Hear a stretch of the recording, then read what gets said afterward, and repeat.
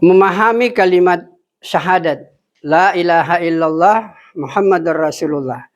Untuk memahami dua kalimat ini ada 4 pertanyaan yang harus dikemukakan.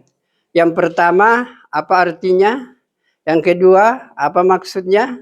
Yang ketiga, apa keuntungannya? Dan yang terakhir, bagaimana mendapatkannya? Mari kita lihat kepada yang pertama. La ilaha illallah. Arti daripada la ilaha illallah ini artinya tidak ada yang berhak disembah kecuali Allah. Tidak ada yang berhak diibadahi kecuali Allah. Itulah yang dimaksud arti daripada la ilaha illallah. Tapi apa sebenarnya maksud yang sesungguhnya kalimat la ilaha illallah? Maksud yang sesungguhnya dari kalimat la ilaha illallah ini adalah mengeluarkan keyakinan-keyakinan dari hati kita terhadap makhluk. Dan memasukkan keyakinan hanya kepada Allah. Bahwa Allah adalah segala-galanya. Allah tempat meminta, Allah yang memberi manfaat, dan Allah yang memberi mudarat. Tidak ada yang bisa memberi manfaat dan mudarat kecuali Allah subhanahu wa ta'ala. Inilah maksud daripada kalimat la ilaha illallah. Mengeluarkan keyakinan dari hati kita terhadap makhluk. Dan memasukkan hanya keyakinan kepada Allah. Bahwa Allah lah segala-galanya. Apa keuntungannya dengan kalimat la ilaha illallah ini? Orang yang senantiasa membicarakan kalimat la ilaha illallah, orang yang senantiasa mendakwakan kalimat la ilaha illallah, itu akan mendapatkan keuntungan nanti. Karena orang yang terbiasa membicarakan kalimat la ilaha illallah, maka itu akan terbawa sampai kalau dia meninggal dunia.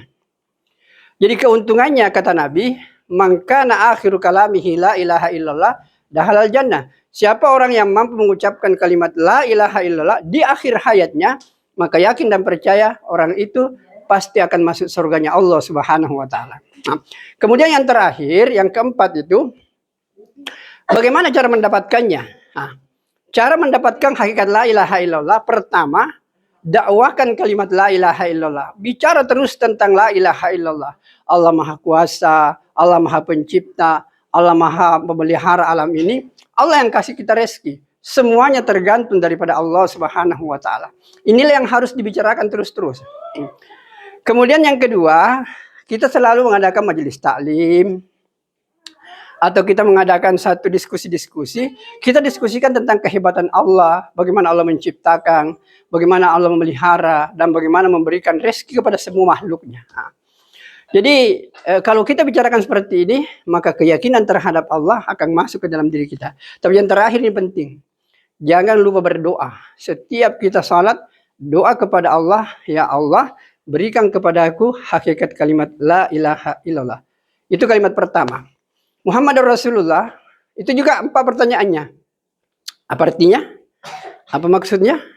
Apa keuntungannya? Bagaimana mendapatkannya? Mari kita lihat.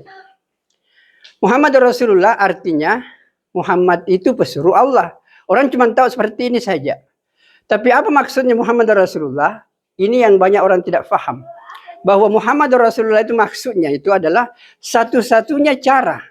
Satu-satunya jalan untuk mendapatkan kebahagiaan di dunia yang sementara ini. Dan di akhirat yang kekal abadi. Hanyalah ikut kepada kehidupan Rasulullah Sallallahu Alaihi Wasallam. Ikut kepada sunnah Rasulullah Sallallahu Alaihi Wasallam. Karena Nabi itu diutus untuk menjelaskan firman-firman Allah, apa maunya Allah Subhanahu Wa Taala. Jadi kalau kita mau selamat, ikuti kehidupan Nabi, itulah yang dimaksud sebenarnya dengan Muhammad Rasulullah. Apa keuntungannya? Nabi bersabda begini, Man ahya sunnati faqad ahabbani.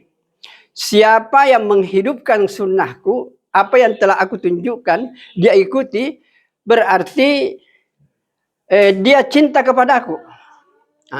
Wa man ahabbani kana ma'i fil jannah. Dan siapa yang menghidupkan sunnahku, cinta kepadaku, dan siapa yang cinta kepadaku, dia akan bersamaku dalam surga. Begitu hebatnya menghidupkan sunnah Rasulullah. Kemudian yang ketiga, ini penting, dakwakan. Dakwakan kepada seseorang bagaimana menghidupkan sunnah Nabi. Dari yang terkecil saja. Masuk rumah apa dibaca, keluar rumah apa dibaca, naik kendaraan apa dibaca. Semua ada bacaannya. Kalau jalanan mulus apa yang dibaca. Kalau jalanan mendaki apa dibaca. Kalau turun apa dibaca. kalau berkelok-kelok, semuanya ada sunnah dari Rasulullah Sallallahu Alaihi Wasallam. Ini yang harus kita betul-betul pelajari sungguh-sungguh. Kemudian hadirin yang mulia, yang terakhir itu adalah berdoa. Berdoa kepada Allah agar Allah memberikan kepada kita kekuatan iman untuk senantiasa menghidupkan sunnah-sunnah Rasulullah. Kemudian kita diskusi, tanya pada ulama, bagaimana sunnah Rasulullah terhadap seperti ini. Bagaimana petunjuk Nabi kalau kita mau tidur? Bagaimana petunjuk Nabi kalau kita mau masuk pasar dan lain sebagainya. Semuanya itu ada ketentuannya dari Nabi. Jadi dakwakan, kemudian diskusi, tanya sama ulama. Tapi yang lebih penting, doa kepada Allah agar Allah memberikan kita kekuatan untuk menghidupkan sunnah Rasulullah Sallallahu Alaihi Wasallam. Inilah yang bisa saya sampaikan. Mudah-mudahan Allah memberkati kita semua. Ya udah.